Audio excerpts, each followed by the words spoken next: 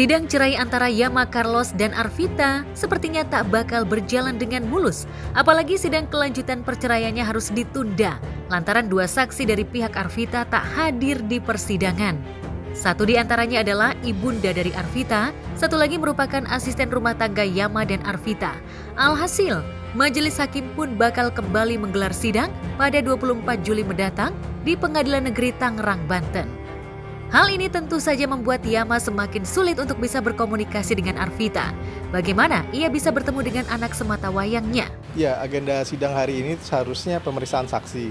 Cuman tadi ternyata ada kendala karena majelis hakimnya sedang ada kunjungan dari Mahkamah Agung dan mungkin ada kegiatan yang memang tidak bisa ditunda sehingga pemeriksaan saksi itu dijadwalkan tanggal 27 minggu depan. Hadirkan dua orang saksi, satu dari ibunya Bu Arvita, yang kedua itu dari asisten rumah tangganya. Kita ingin menjelaskan langsung dari ART-nya, mendapatkan keterangan langsung dari ART-nya terkait dengan kehidupan sehari-hari mereka, karena kan dia melihat langsung. Kira-kira seperti apa sih? Kira-kira pemicu pertengkaran itu apa? Dan dari situ juga kan bisa tahu frekuensi kedekatan antara penggugat maupun tergugat kepada anak. Jadi kita lebih ke situ, kita mengedepankan ke situ. Mungkin yang lain banyak juga akan digali, tapi itu nanti setelah proses persidangan. Saya tidak mau menjadi manusia yang pengecut, gitu ya. Meskipun ini udah mulai masuk jadwal syuting yang setiap hari, tapi saya usahakan untuk setiap hari Kamis, apapun itu saya minta izin ke lokasi supaya bisa menghadiri sidang dulu dari pagi sampai ya mungkin menjelang sore. Gitu. Dan di sini kan kami semua kan di pihak yang ingin membongkar suatu dugaan adanya kebusukan kan. Jadi saya sebagai narasumbernya harus ada di tengah-tengah tim kuasa hukum. Itu. Cuman intinya saya nggak mau jadi manusia yang pengecut. Meskipun klien punya hak menguasakan ke tim lawyer, cuman saya nggak. Saya tetap ada bersama-sama mereka semua. Kesulitan bertemu dengan anak membuat Yama begitu geram dengan Arvita. Apalagi Arvita pernah mengungkap jika ia bakal mempertemukan anaknya ketika sidang perceraian ini telah rampung. Dan dahaga rindu untuk bisa bertemu dengan anaknya tak mungkin bisa secepat yang dibayangkan. Apalagi proses perceraian di persidangan selalu diundur. Lantas, benarkah ini merupakan trik dari kubu Arvita agar Yama semakin lama dan sulit untuk bisa bertemu dengan anaknya? Kita dari awal sudah bilang, ngapain dia capek-capek ke Komnas Anak? Ketemu sama kita bisa ketemu kok. Ngapain dia capek-capek ke sana kemari? Ya kita nggak tahu lah apa yang mau dibikin sama mereka, kita nggak tahu. Tapi ya silakan saja. Oh nggak bisa, nggak ada. Tanpa syarat, nggak bisa. Kalau pendamping yang mau ketemu saya boleh satu-satu, ya satu-satu. Ayo mau ketemu di mana? Ngopi, makan bareng, ayo. Kalau pendamping mau ketemu saya ya, tapi kalau saya ketemu Marco, kalian jangan ada. Dan saya pastikan rekan-rekan di sini juga nggak bakal ada. Karena saya menghargai mereka punya waktu juga, mereka punya kegiatan yang lain. Ngapain saya mau ketemu anak saya, mereka ikut, ya kan? Nggak ada urusannya dong. Kan ini pertemuan pribadi, ayah kandung ke anak kandung. Tapi kalau dari pihak sana, gerombolan yang mau ketemu saya, satu persatu ayo. Mau di mana? Warung makan, warung kopi, ayo. Tapi sama saya aja, satu-satu. Berkali-kali kami bilang, hukum negara belum memutuskan apa-apa. Nggak ada syarat apapun ayah kandung mau ketemu anak kandungnya. Jangan hukum mau kalian main-mainin sendiri. Kalau dugaannya kalian mau main-main dengan hukum, berarti kalian ada apa nih? Ya kan? Di balik itu semua ada apa? Saya harus berpikir tajam seperti itu. Dan yang cukup disayangkan Yama adalah hingga saat ini anaknya belum juga masuk atau terdaftar di sekolah manapun. Padahal sekolah sudah mulai berjalan. Hal itu tentu saja membuat Yama semakin geram dan menilai Arvita telah gagal sebagai seorang ibu, terutama soal pendidikan anak. Sekarang memang lagi proses ya, karena kan memang tahun ajaran baru ya. Ya itu sih jalan seperti biasa. Marco untuk saat ini masih sama ibunya.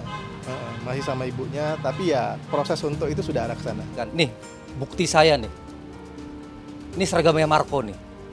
Mau bukti lagi, Desember 2022 Marco sudah diterima di sekolah Millennial World School. Saya kebanyakan mulut lah. Nih, Marco sudah diterima per 2 Desember.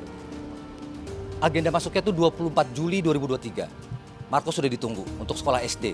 Jadi kalau mereka punya otak, ya biarkan Marco sekolah di sekolah yang sudah ditawarkan per Desember 2022. Jadi kalau sampai berani ada pihak lain yang menerima Marco, akan saya kejar secara hukum. Karena Marco sudah diterima di sini. Ini tanda terimanya.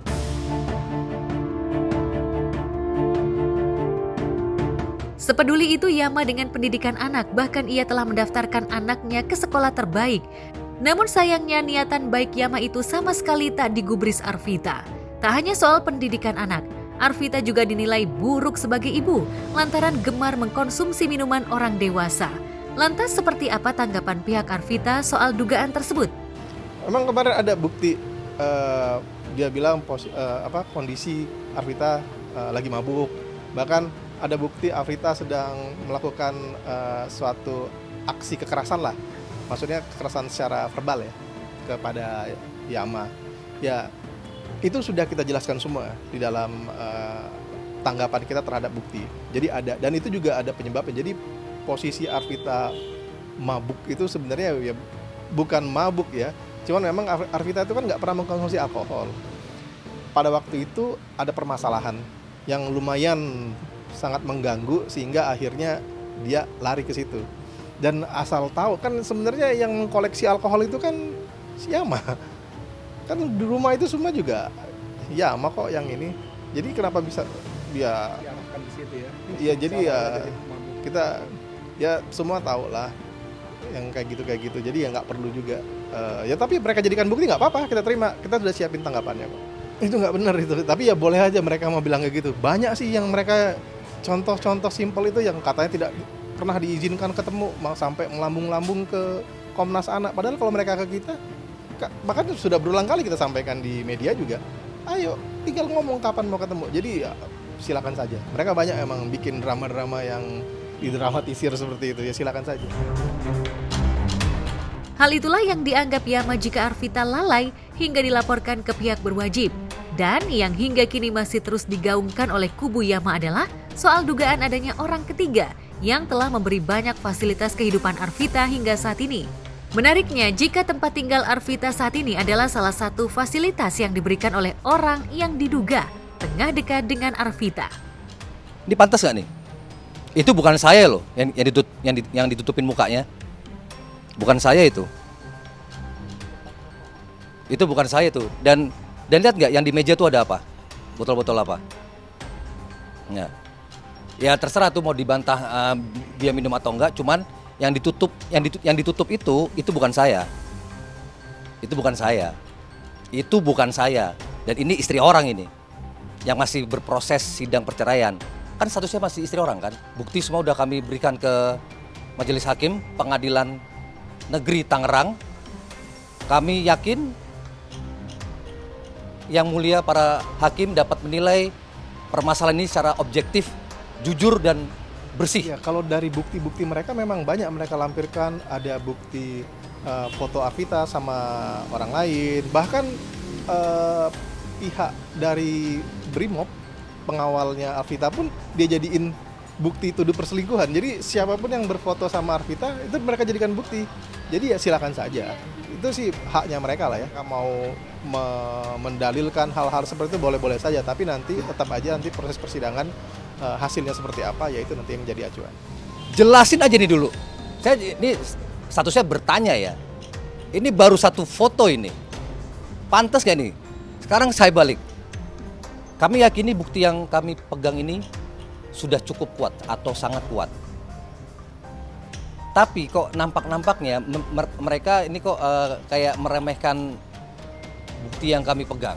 Ya itu hak mereka juga sih. Nah, saya mencoba untuk berpikir di balik itu semua. Ya, ketika mereka sepertinya kayak udah merasa percaya diri dengan bukti yang kami pegang ini, mereka anggap nol atau mereka remehkan, saya boleh dong bertanda tanya sangat besar, ada apa ini? Ada dugaan permainan apa ini?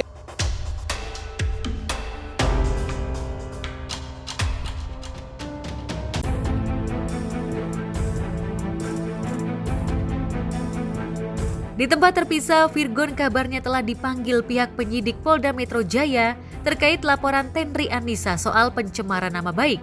Belum usai sidang perceraiannya dengan Inara, ia harus dihadapkan dengan kasus hukum dengan orang yang diduga menjadi orang ketiganya. Pastilah sekuat-kuatnya kita pastilah tetap ada kena mental ya kan. Tapi ya untungnya dia orangnya nggak seperti saya ya, artinya dia nggak terlalu dia bikin pusing gitu. Kalau saya kan memang tipe pemikir, jadi pasti kalau seperti itu belum tentu kuat. Jadi saya ngelihat dia begitu dia melewati semua ini seorang diri ya berat juga ya.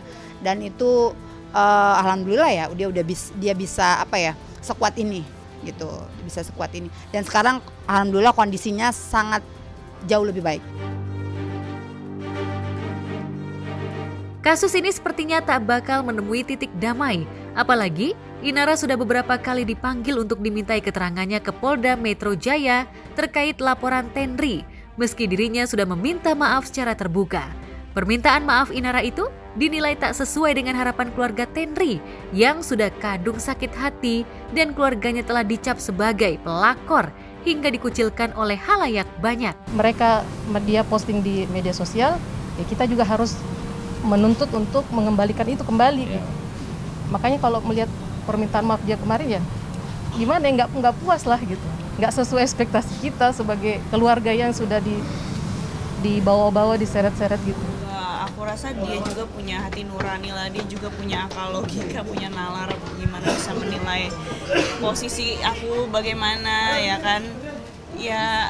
Sampai bisa posting seperti itu karena apa? Kan ada sebab akibatnya. Jadi bukan semata-mata langsung mencemarkan nama baik seseorang itu, tapi kan ada sesuatu perbuatan yang sehingga meluap. Dia melakukan spontan dengan postingan seperti itu.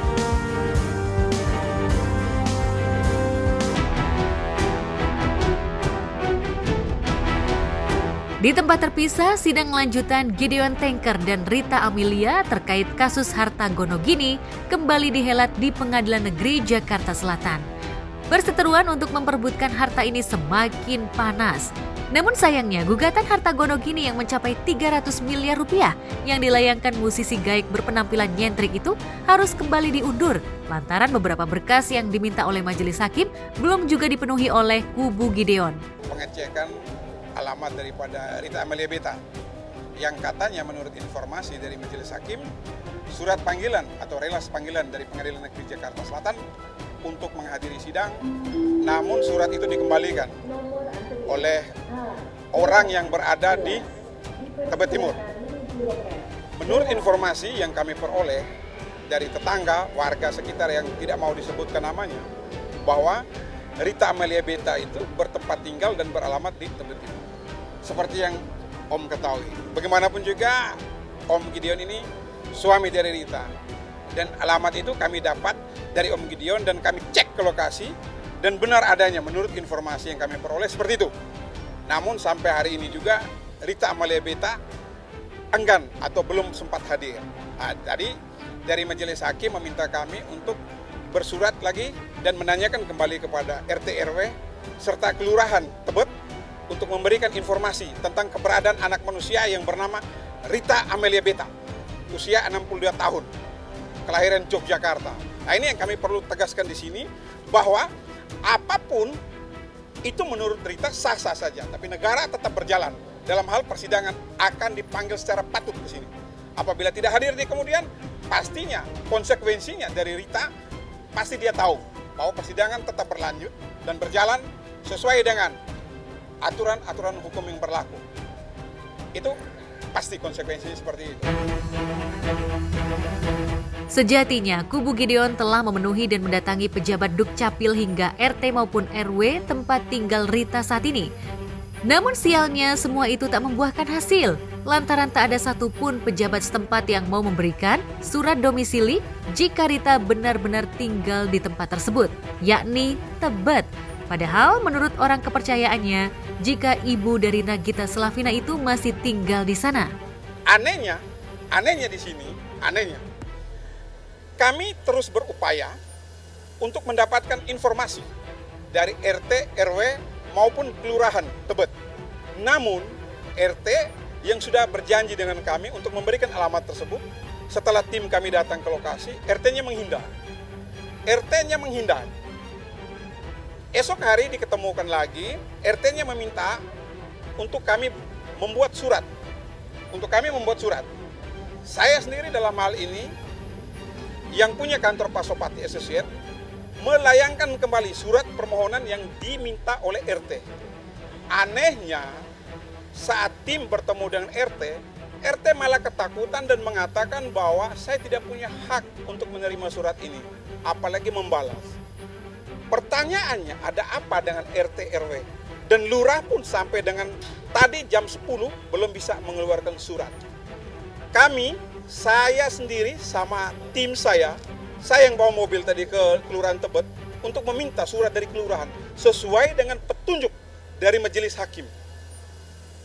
Tapi dijawab sama pegawai karyawan di Kelurahan Tebet bahwa mereka belum bisa keluarkan surat karena lurahnya belum ada. Sementara surat itu sudah kami layangkan dari tanggal 3 Juli. Berapa lama? Saya prihatin. Ada apa dengan Rita? Sampai semua orang seperti ini. Ada apa dengan Rita? RT RW kok menghindar? Hanya kami butuhkan jawaban. Apakah Rita Amelia Beta masih menjadi warga negara dan berdomisili di tempat tinggalnya? Di wilayahnya mereka? Radius RT-nya mereka? Rukun tetangga mereka? Ada apa dengan Rita semua ini? RT RW tidak pernah mau memberikan tanggapan positif. Lurah. Dan kami sayangkan Dukcapil Jakarta Selatan pun menghindar. Saya bicara begini kenapa? Saya yang datang di Dukcapil bertemu dengan karyawannya dia. Kabak atau apa itu? Semua cara sepertinya sudah dilakukan kubu Gideon untuk mengambil haknya. Namun semua itu sepertinya sia-sia. Apalagi gugatan Gideon ini sepertinya tak digubris oleh mantan istrinya. Bahkan untuk kesekian kali Rita tak pernah hadir di persidangan. Ia lebih memilih menghabiskan waktunya dengan para sahabat sosialitanya menyantap makanan di sebuah kedai mewah. Menariknya di acara tersebut ada Desiree Tarigan. Ini 2, di situ 1 di kamar mandi, 1 di 3, 1 di situ, 1 di dalam lagi. 5. Ini kamu banget. Kebun. Buy one get one free. Buy one get one free. Mama mau cobain bitter balloon. Nyobain makaroni sekuteng. Apa? Makaroni sekuteng. Video. Kalau aku sekuteng. Tunggu Pak, kan kita mau review. Tante ini.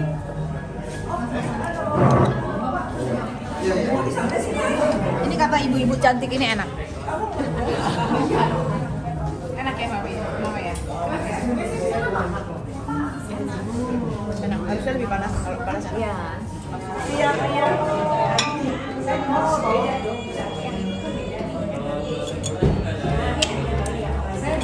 Ini enak nggak pakai ini? Enak, temennya masih. Ini jodohnya. Kalau tidak jodohnya dia nggak enak. Kalau jodoh pasti enak.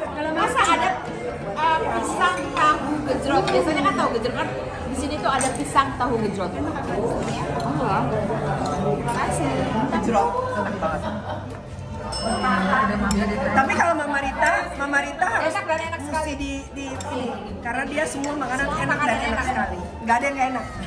Karena kita menikmati makanan. Iya. Besar kemungkinan jika tak ada niatan baik dari Rita, maka kubu Gideon bakal melaporkan kasus ini secara pidana. Munculkan tentang kebaikan-kebaikan di luar. Ini ada hak suami di sini, mantan suami. Ada hak. Saya katakan dari kali lalu, Rita katakan hak adalah hak, batil adalah batil. Untuk apa kita berbuat dengan orang yang tidak pernah kita kenal, berbuat kebaikan. Tapi terhadap suami yang punya hak 50%, Anda menghindar. Catat itu Rita. Dan Anda masih punya urusan yang lain dengan Om Gideon Tengker. Saya sudah diberi kuasa untuk pidana. Tanggal 5 Mei 2023. Itu ada di saya. Jadi saya ada pegang kuasa 3 di sini. 1 perdata, 2 pidana. Kita tunggu tanggal mainnya.